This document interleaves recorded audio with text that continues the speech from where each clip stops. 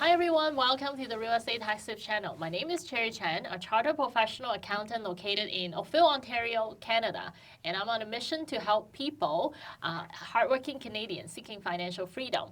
And if you are one of them, today we have a perfect role model for you. Hi Danielle, we have Danielle Unsworth, by the way, my client. I play a very small part witnessing her journey, so I can't wait to share her story with you guys.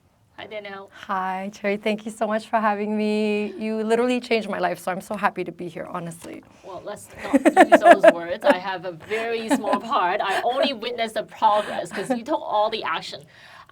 To start off, I think I wanted to say that out in the public, you're an action taker. I've never seen anyone take so much action, one after another. So like it boggles my mind what you're doing. So it's awesome. Thank you. Yes. Thank you so much. And it didn't start easy for you, right? Like you started with a humble beginning. Tell us a little bit about how you come to Canada. You were not born here. Yeah, so no, I wasn't born here. I was born in Cambodia.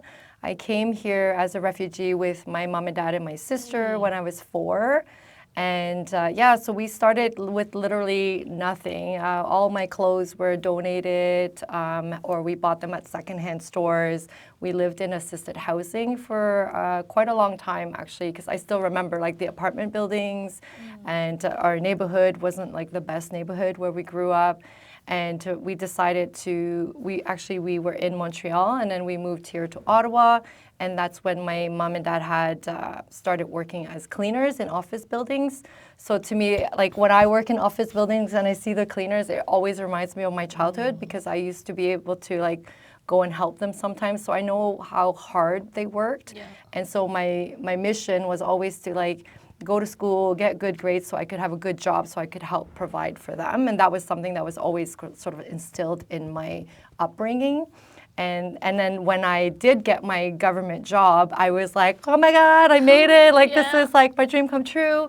And then I realized that there was so much more. And that part was the part that my parents didn't know about, right? Because they only knew about go to school, get a good job, and then you'll be okay. Yeah. But once I started, learning about different strategies, different ways to build wealth, that's kind of when real estate came to me. And I was like, oh my God, I don't just have to have a 9 to 5 and have a good job and like that's kind of like the end of things. I can actually look into other ways to make money, build a business, grow my wealth so that I'm not just making ends meet or surviving, but I can live like a really special, big life, So it's like, why just stay in like the average zone when you can give so much more, do so much more by making sure you're tapping into all the resources that's available to you here, especially in Canada. We have so many opportunities. So that's how I transitioned into real estate and bought my first property at 24. Yes, how did that come around? Like 24. Yeah. What year was that? I think it was around 2008, 2009. I was actually a full-time waitress. Yeah, it was a very difficult purchase because I didn't know what I was doing at all. I remember I needed a home because I was going to study for my master's and I didn't want to pay rent. So I was like, oh, I don't want to pay rent. It's like I just want to own something so I can pay myself. So then I was able to, I remember I saved up all my waitressing tips and I had just started a government job. I didn't even have like my letter signed yet. I was just like offered a job and I was like, okay, this is it. Like I'm going to use this job to buy my property. And then I borrowed money from like my friends, my family. My mom helped me a little bit. And I was able to pull it all together and then went to the bank and I was like, I want to buy a house and this is what I have. And I didn't know it at the time, but I was not approved now that I'm looking back for an A lender. Oh. So I ended up getting a B lender and then there wasn't enough of my mortgage amount that I had to get a private mortgage. It was an RSP for the remaining, I think it was 20,000 that I was missing. But now looking back, I had no idea what any of those products were. I just knew I had 2 mortgages. One was really small, and I just kind of like went with it, and I figured I would just figure it out. And then within a year and a half, I was able to refinance, pay off that second small private mortgage and then put it all into an A lender because after that I was full-time in the government for a year and a half. You made it. I made it, yay! So that's how I bought my first property. It was really like trial and error, pushing through all the different challenges that were thrown at me. I didn't even work with a realtor at the time. Like I had no idea what I was doing. I just wanted to buy a house and I just went and just did everything I could to make it happen. That's very impressive. It was crazy. I didn't even have a home inspection because I didn't even know about it. I ended up doing it after I bought it, and luckily everything was fine. But yeah, I don't recommend people, doing that. But at that time, there wasn't any information like online, right? Like 2008, 2009, we were still going to the library, right? So like, I mean, there were Not some. that ancient. Oh, well, okay, I was still going to the library. But, I mean, there were things online, but not like now, like all the YouTube information, like Instagram, like all of that wasn't the way it is now. So I was not able to tap into those resources. And I also didn't really know anybody that was doing it, right? Like it was just me and a bunch of my university friends trying to figure life out. So it's just really not the same environment that we are in now. I feel like now people are in, like they're at such an advantage, like you can look up anything, find someone that's done what you are wanting to do, and then you can get like steps A, B, C right away. Not like what I went through. So if someone is looking to buy a house now, they can easily get access to how to do it properly. They can learn what mistakes to avoid. Like I didn't have that. But, as you can see, I still own that property today. We are able to duplex it. So now it has a legal, basement suite, and it's cash flowing well, and I don't regret it at all. So how has that evolved to today? What do you invest in right now? How many units are under your belt? Okay. So I have a total of over, I'm going to say 130 some units, and they're all through different types of partnerships. Some of them are owned by corporations, some are joint venture partners. I'm passive and active in a lot of these deals, and I'm able to leverage a lot of the different experiences from all of these different partners. And I think I was just very strategic about where I wanted to invest my money. For example, I don't personally like short-term rentals because I'm still working. I have 2 young kids. I have a puppy, so it's very busy. I can't do Airbnbs. But I do work with someone, and he's the expert in short-term rentals. So then I'm the passive investor in that deal, which works out really well for me because my money is working for me, and I get to benefit from their time and experience. So that's kind of how I've done it. I've been looking at different deals, different strategies, and how it fits the lifestyle that I want to have. Yeah, I really like that idea of like thinking about your goal, life goal, and focusing on that and design your portfolio around that goal. And that's very impressive.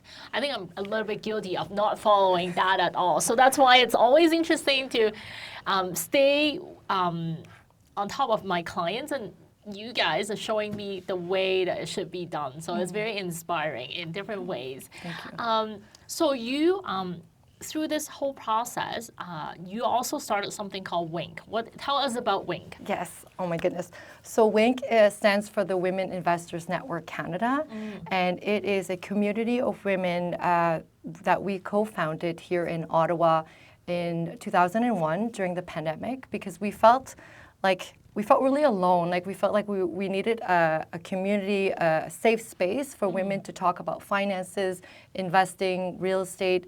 And we just wanted to make it like, somewhere that we don't feel like we're like crazy because we're always talking about real estate or finances and, other life challenges, right? So we co-founded WINK, and it has grown exponentially across Canada because women really felt the need to connect with other women, and we have events online and in person, so that way we have the biggest reach across Canada. So we actually are, we have, I believe now, over 10 chapters across Canada, and it's still growing. We're interviewing for a few more local chapters, and we actually have an international investing chapter as well. Oh, cool. Yeah, so our co-host, she brings in investors from, across the globe and see how they invest in other parts of the world so that Canadians can learn how to do it themselves as well. So that's been really amazing.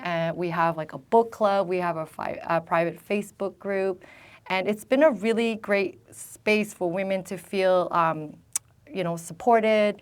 They learn from each other, and I think the biggest thing is that they become inspired to take action. So when they see someone doing exactly what they wanted to do, they are inspired to kind of ask them questions and then replicate those steps, right? Yeah. And then people who are super experienced, they get to give back by mentoring or teaching or giving lessons learned to newer investors. So it's very a collaborative environment where people are giving but also receiving at the same time based on their level of experience or expertise.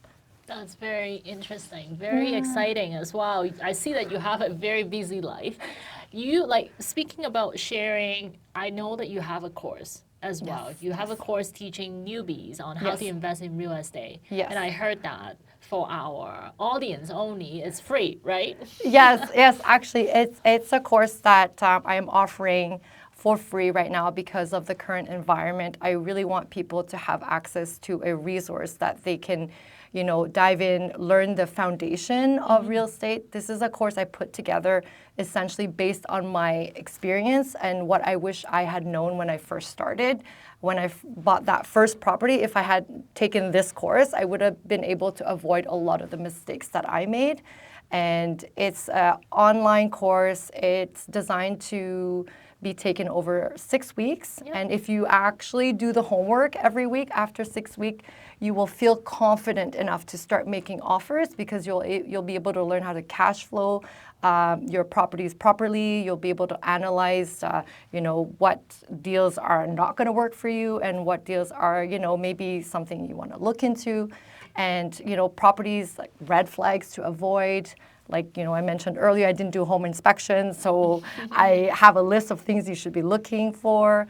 And it's just really to give new investors a solid foundation before they, tap into more advanced strategies. And like you said, it's for free right now. I don't know how much longer I'm going to keep it free for because I want people to take action as well so they don't miss out. Yeah. So make sure you sign up, take advantage of this opportunity. This is a really great time to gain that knowledge because as the Christmas season is going to come closer to us, there's going to be more opportunities. So if you have the education and the confidence, you'll be able to take advantage of those opportunities when they come. That's amazing. I can't believe you're doing it for free because it is a lot of time commitment, right? But I want to know firsthand here, from all your experience, what is the biggest challenge that you have and what are you seeing in the marketplace? What are the mistakes that newbies are making these days?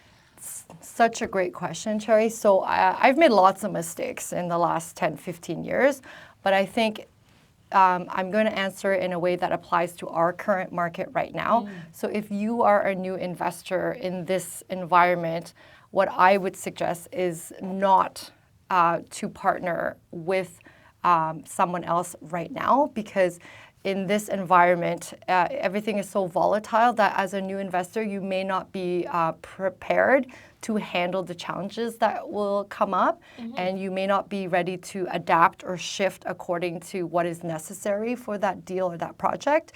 And so if you're a new investor, what I would suggest is try to figure out a way to do it on your own so that you can go through one deal yourself. And then that way, when things come up or the challenges that you'll be faced, you can actually, learn from them. And then when you go and you're in a joint venture partnership or you're in a corporation that owns an asset, you can actually contribute to different strategies. And you can say, well, if this happened to me and this is what I did. And that way you come with, some advanced maybe level of experience or some lessons learned as well. But if you're completely new and you're jumping into a joint venture partnership, you may be leading on the active investor like 100%, right? And so sometimes that can lead to potential misunderstanding, or maybe you assume that it would go a certain way, and because of the current environment, it's going a different way, and you were not prepared for that shift. So those are things I would recommend as a new investor, is try to do it yourself. Despite, all the things we see on social media, like partner with this person, Other people's money.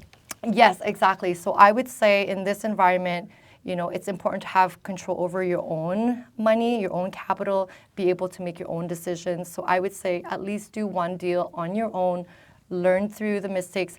I would say if you don't have the confidence or you're scared to do it alone, I would say work with a coach to guide you through the process instead of partnering with another investor, because then you have a coach that's going to be able to, tell you what they did when they encountered those same challenges, but they're not part of the deal with you. You still get to make 100% of the decisions, and it's your capital as well. So I would suggest you work with a coach, a mentor to guide you through this project, but then having that 100% control over your own deals. So you have worked with a multiple of coaches as well. Yes. Yes, as we discussed before. How do you vet these coaches? Because there are a lot of new coaches that came out over the last few years. How do you vet them? How do you know that they're good? Because coaches don't get certified, right? Like you are not a doctor, licensed coach, right? Yeah. Or licensed real estate coach. There's no such thing. Yeah. How do you vet them? That is super important, Cherry, and I'm so glad you brought it up. And so for me, all the coaches that I have worked with, my first coach, she was literally doing what I wanted to do. I wanted to build a secondary dwelling unit, and she had built 30 of them, And so when someone has done exactly what you wanted to do, and not just over like a short period of time, like that's their bread and butter for like 5, 10, 20 years, and you've talked to them, you've talked to other people that have worked with them. So definitely A is their experience. Yep. What is their experience? Are they doing exactly what you want to do or trying to do? B, have you talked to their former students? Not just former students, but former business partners as well. I would say in this environment, we really need to talk to a lot of people to make sure we have a full picture of the person that we want to work with. So, you can talk to their business partners, former students, and you can also see their projects, right? If they're on social media, you're able to see what they've worked on, etc. And another really important question that I ask is if they are also working with a coach, because to me it's important that my coach is also wanting to learn and grow themselves. So a lot of the coaches that I've worked with have their own coach to, continue to grow their own personal development as well. So I think that's really important. And that's a good one. That was a good one. Yeah. And so to me, that's why when someone works with me, my students, I always tell them like, even though I'm your coach, I'm being coached by this person. So you're technically like indirectly getting so many other coaches as part of your coaching, which is amazing. And that's what I look for in my coaches as well. And I know sometimes people say like the amount of experience you have isn't everything, but in this industry, it kind of is. Like the longer you have been investing in real estate, the more challenges you have been exposed to. Yep. So if a coach has been in real estate for, let's say, 3 to 5 years, it's not quite enough to encompass all of the challenges through a real estate cycle, right? Yep. Like right now, I'm hearing even realtors that started their career during the pandemic are kind of confused about what's going on with this market. But for me, because I started in 2008, 2009, I've seen the cycle. And so to me, I'm not surprised that interest rates are at like 5, 6%. When I entered the market, that's what they were. So to me, it makes sense. But if someone is coming in 2020 and now this is their environment, I can see how it would be really shocking. And so that's what you kind of have to be careful about, right? Like how long have they been in this industry? And I feel like that matters in real estate because, as you know, real estate is a long-term investment. So the longer you're in it, the more experience, the more challenges, the more creative solutions you'll be able to have to address those issues, right? So, like with today's high interest rate environment, what are you doing to, I guess, what are you doing to play this defense game? Or are you playing the defense or are you playing offense? Are you buying property or are you staying put? What are you doing to handle this interest rate? Yeah, so Hike? I feel like a lot of investors are pretty much doing what I'm doing, which is reassessing our portfolio.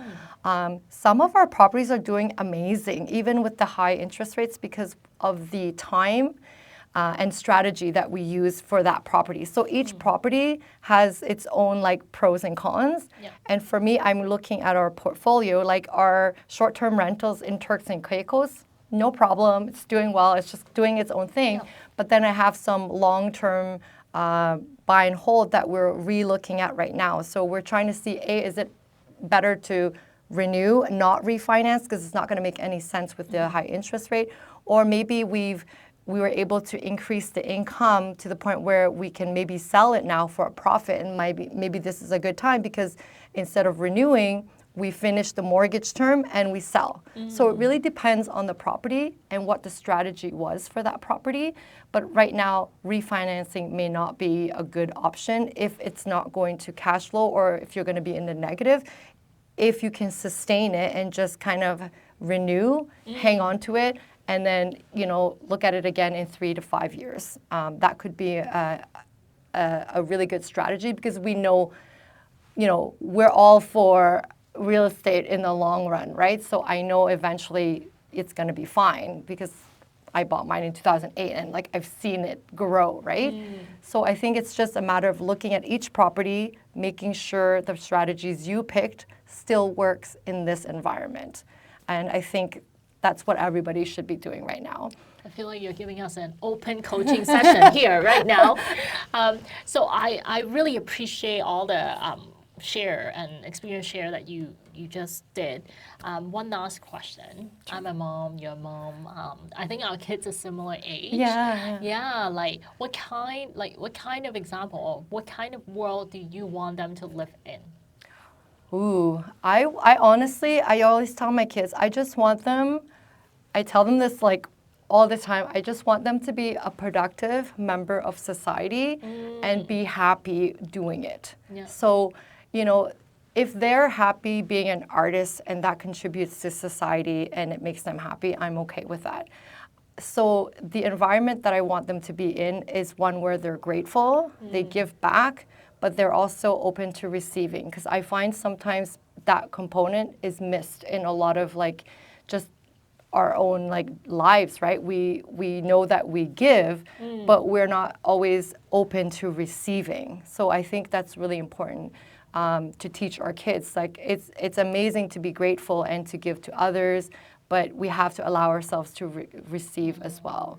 And that's what I want for them. And my son, one of them is really into video games, and I said, if you want to be like a video game designer, and that makes you happy, it's going to definitely contribute to society, then go for it. I even offered, do you want to take video editing classes or coding? And he started doing some of that. And then my other son, he draws a lot, so we invested in like really like fancy like markers and pens and things like that, put him in art classes. And he's actually, I'm gonna talk to him about creating his own website so he can start selling his artwork. Like just that's all I want for them. Like just enjoy yourselves, contribute, give, but receive as well. That's awesome. Well, thank you so much for coming on today, and I really appreciate it. I'm very grateful to be able to witness a portion of like a huge growth trajectory that you're posting. So I'm really grateful to be part of your journey as well. So thank you. Thank you. Honestly, thank you so much, Sherry. Like what you do really impacts people. I don't know if you hear this a lot, but your content is super helpful. I always share like your book. I literally like if you come to my house one day, I will show you. It's like highlighted, sticky notes. And whenever I talk to my students, I always tell them like you need this book because it's a foundation to taxes, and you should really be considering and thinking about taxes all year. It's it's important, right, to know. So thank you. Thank you. I appreciate that. But by the way, this is not a commercial. Oh, no. If you like that comment, make sure you give us a thumbs up and then hit the subscribe button. Thank you. Thank you. Danielle.